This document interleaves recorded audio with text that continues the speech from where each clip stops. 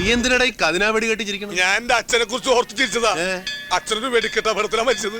എന്താ ചെയ്യാ, അച്ഛൻ്റെ ഒരു കാര്യം.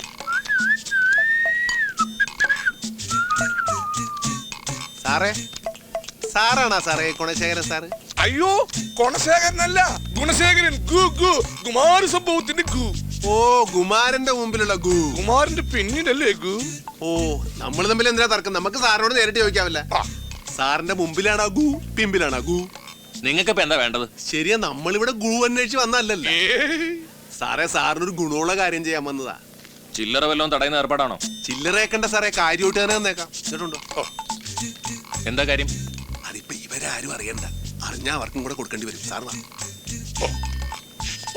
പന്നി മലർത്തുകയായിരിക്കും. അതെ. ഏതായാലും കളി മുടക്കണ്ട. 150 അകത്ത്. ഇതെന്താ ഇത്? ഗ്ലാസ് മാറ്റി വെച്ചതാ. ഞാൻ സാറിന് കുറെ ദിവസമായിട്ട് അന്വേഷണം നടക്കാണ്. ഇപ്പഴാണ് ഒത്തു കിട്ടിയത്. ഗുണശേഖരന് കിട്ടേണ്ടതാ. ഗുണശേഖരന് കിട്ടുന്നുണ്ടല്ലോ. എന്തോ ആരും വിളിച്ചില്ലല്ലോ. എനിക്ക് തോന്നിയതായിരിക്കും. പോട്ടെ.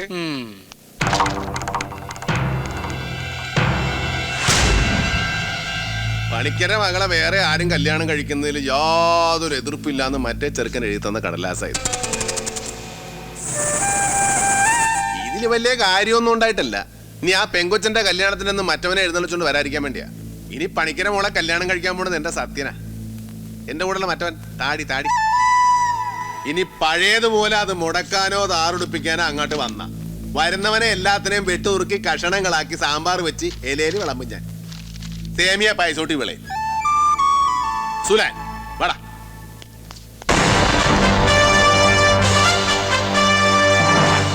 നീ എന്താടാ ചാണാൻ ചവിട്ടിയ പോലെ നടക്കണത്? ഇങ്ങനത്തെ ഡയലോഗ് പറഞ്ഞാലേ ഇതുപോലെ നടക്കണം. Loose motion. മര്യാദ കിടക്കണം. ഇതുപോലെ നടന്നാ മതിയാ. സമാനോ ഇപ്പൊ ഞാൻ ഈ നാട്ടില് വന്ന പിന്നെ ഇതുപോലൊരു വിളവെടുപ്പ് ഇത് ആദ്യ. തൊമ്മച്ചനെയും മക്കളെയും ഈ മണ്ണിലേതായാലും ശരിക്കും ഇഷ്ടായിട്ടുണ്ട്. ഏത് മണ്ണിനും തൊമ്മനെ ഇഷ്ടമാണ്. എന്നും വെള്ളമടിച്ച് മണ്ണി കിടപ്പാണല്ല. അതേടാ, തൊമ്മം വെള്ളമടിച്ചും മണ്ണി കിടക്കും. പക്ഷെ ആ ലെവലിൽ തൊമ്മം താഴെ പോയിട്ടുണ്ടോ? അതാണ് തൊമ്മന്റെ കൺട്രോളിങ്സ്. പോയ കാര്യം എന്തായി? എല്ലാ കാര്യങ്ങളും നല്ല ഭംഗിയായിട്ട് തീർത്തിട്ടാ വന്നത്. ഇനി ഒരു മുഹൂർത്തം കുറിക്കേണ്ട കാര്യമുള്ളൂ. അല്ല, നമ്മുടെ അവശകാമുകനോടെ പോയി. ഈ സന്തോഷ വാർത്ത അവനൊന്ന് അറിയിക്കണമല്ല. അവനെ ആടിനെ തിരിക്കാൻ പോയിരിക്കുക. ആ സംഭവത്തിന് ശേഷം സത്യേട്ടൻ രമണനായി മാറിയിരിക്കുക. കയ്യിൽ ഫ്രൂട്ടിലെന്ന് മാത്രമേ ഉള്ളൂ. രാവിലെ ആടിനെ തീറ്റിക്കാൻ പോയാൽ വൈകുന്നേരം ആവുമ്പോൾ ആടി ആടി തീറ്റി വരും. അല്ല, ആ ശിവേട്ടൻ പണ്ടറ ബുദ്ധിക്കാരനല്ലേ? ഞാൻ ചോദ്യം അങ്ങോട്ട് ചോദിച്ചോട്ടെ. ഈ മനുഷ്യന്മാരൊക്കെ ജനിക്കുന്നതിന് മുമ്പ് ഈ ആടിനെ തീറ്റിച്ചിരുന്നത് ആരാണ്? അത് ഉത്തരം പറ. അത് പറങ്ങട്. നീ ഇപ്പൊ ചോദിച്ചതേ ഒരു ആദ്യം ഊള ആൻസറാ. ഞാനത് ചോദിക്കരുതായിരുന്നു.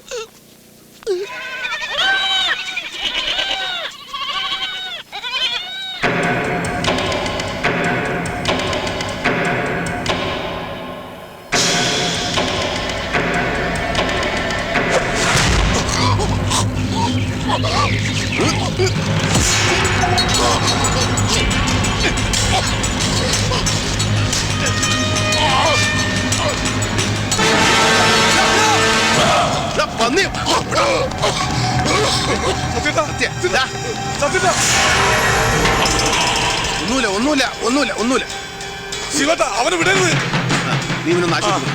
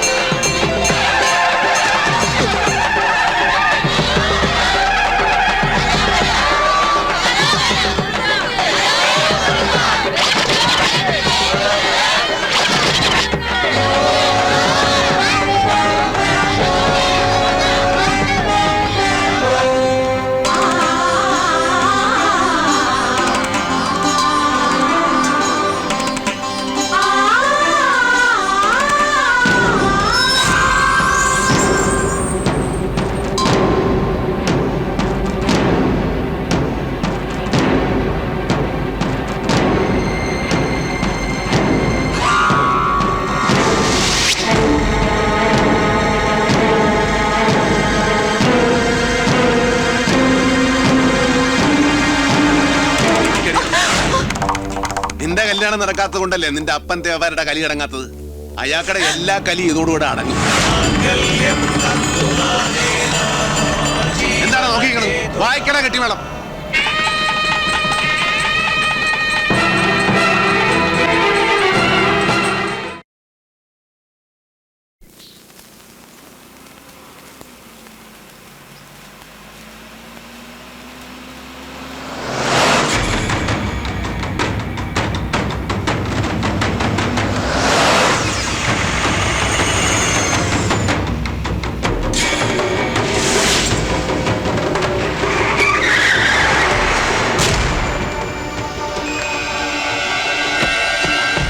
വണ്ടി എടുത്ത് മാറ്റാം.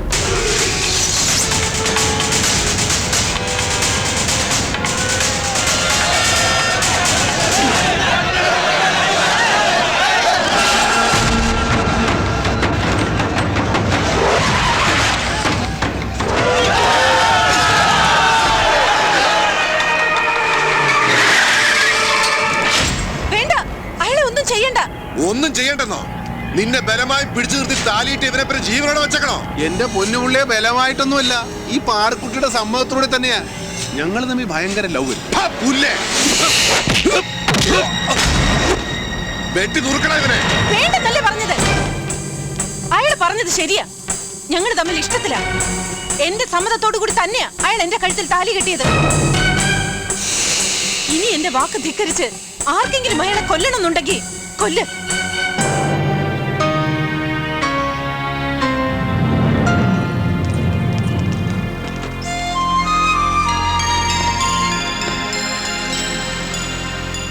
ചിരിക്കണ്ട. ആ പെങ്കൊച്ചിന് അങ്ങനെ പറയാൻ തോന്നിയത് നിന്റെ ആയുസിന്റെ ബലം. അല്ലെങ്കിൽ 26 പീസായിട്ട് ചേമ്പലക്കകത്ത് പൊതിഞ്ഞേനെ. എടാ, അവൾ എന്റെ മോളായിരുന്നെങ്കിൽ നിന്നെ ഒന്നും ഞാൻ വെറുതെ വിടത്തില്ലായിരുന്നു. അപ്പാ, ഞാൻ അറിയാഞ്ഞിട്ട് ചോദിക്കുന്നു. അപ്പൊ ഞങ്ങളുടെ അപ്പനാ അതാ തേവരുടെ അപ്പൻ? എടാ, നീ എന്തൊക്കെ പറഞ്ഞാലും ആ പെങ്കൊച്ചിന്റെ കഴുത്തിൽ കൊണ്ടുപോയി കൊലക്കയറിട്ടത് പോക്കിർത്തരമായി പോയി. എന്ത്? അതായത് സത്യേട്ടൻ ഈ ഊമകളുടെ ഭാഷയിൽ പറയുന്നത് ആ പെൺകുട്ടിയുടെ കയ്യിൽ ഇരിപ്പിന് ഇതൊന്നും പോരാ എന്നാണ്. ഓക്കേ, നിർത്തടാ. മിണ്ടായിരടാ ഊമശവമേ. സ്പീക്കർ കത്തിപ്പോട്ടും കിടന്ന് നിലവിളിക്കുകയാണ്. സൂക്ഷിക്കണം, ഇനിയിപ്പോ തേവർ അടങ്ങിയിരിക്കും തോന്നുന്നില്ല. അയ്യോ, അവന് കിട്ടിയതൊന്നും പോരാ. പണ്ട് ഇതുപോലെ തല്ലുകൊണ്ട് ചാവക്കാട് ആശുപത്രി ചോര തൂറി കിടന്ന പോലെ കിടന്നാലേ അവന് സമാധാനമാവും.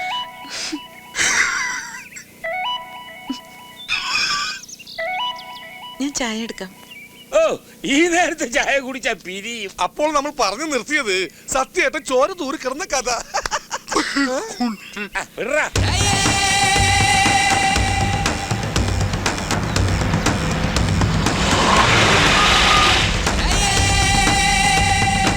അതാവേ മീശത്തേവര് വരുന്നുണ്ടടാ.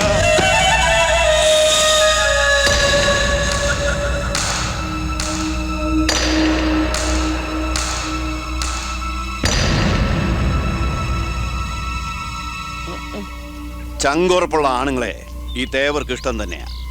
ഞാൻ ഈ മണ്ണിൽ വന്ന എല്ലാം നേടിയതും ഇതേ ചങ്കുറപ്പ് കൊണ്ട് തന്നെയാ. ആരുടെ മുമ്പിൽ ഞാൻ ഇന്നേ വരെ തോറ്റു കൊടുത്തിട്ടില്ല. ഇതൊരു തോൽവിയായിട്ട് ഞാൻ കാണുന്നുമില്ല. എൻ്റെ മോളുടെ ജീവിതം അത് മാത്രമായിരുന്നു എൻ്റെ മനസ്സിൽ. അവള് ഒരു ജീവിതമില്ലാതെ നിൽക്കുന്ന കണ്ടിട്ടാ ഭ്രാന്ത് പോലെ ഞാൻ ഓരോന്ന് ചെയ്തു കൂട്ടിയത്. ഇപ്പോ അവളുടെ ഇഷ്ടത്തോടെ അവൾ ഒരാളെ കണ്ടെത്തുന്നെങ്കിൽ അതിലേറ്റവും കൂടുതൽ സന്തോഷിക്കുന്നത് ഞാനാ.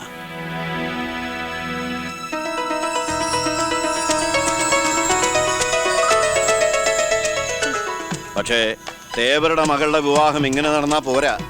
ഊരുമര്യാദയും ആചാരവും അനുസരിച്ച് ഒരു കോവിൽ തിരുവിഴ മാതിരി നാടറിഞ്ഞ് നടത്തണം. എൻ്റെ മകളുടെ മാത്രമല്ല, ഒപ്പം പണിക്കരുടെ മകളുടെ വിവാഹം.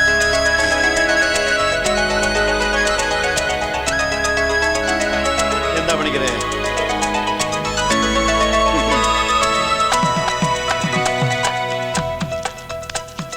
എന്താ തോമൻ? എല്ലാ അണ്ണാച്ചിയുടെ ഇഷ്ടം.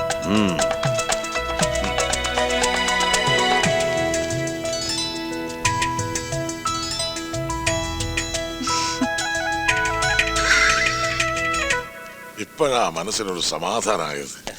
അല്ല തോമനെങ്കിൽ ഈ കല്യാണങ്ങൾ ചടപടാന്ന് ധൃതി പിടിച്ച് നടത്തണോ? എന്താടാ? അല്ല ഈ ശിവേട്ടനും സത്യേട്ടനും കല്യാണത്തിനുള്ള പ്രായമായോന്നൊരു സംശയം. എടാ സൂപ്പർ ലോട്ടോ അടിച്ചിട്ട് നിന്റെ മുഖത്ത് എന്താടാ ഒരു കൊന്തളിപ്പ്? ദേവാരുടെ മകളെ അപ്പം തന്നെ അങ്ങോട്ട് കിട്ടിയാൽ മതി. അല്ല എടാ അല്ല മകനാലോചിച്ച പെണ്ണിന് അപ്പം കിട്ടുമോ എന്നൊക്കെ വെച്ചു. എന്താടാ ഈ പറയുന്നേ? സത്യേട്ടൻ ഉദ്ദേശിക്കുന്നത് നമ്മൾ ഇനി ഒരു കല്യാണത്തിന് നിൽക്കണ്ട, ഈ സ്വത്തുക്കളും കൃഷിയെല്ലാം ഈ പാവം രാജാക്കണ്ണന് എഴുതി കൊടുത്തിട്ട് ആ തേവരെയും തെറി പറഞ്ഞ് നമുക്ക് നാടുവിടാന്ന്. ഓക്കേ? അയ്യോ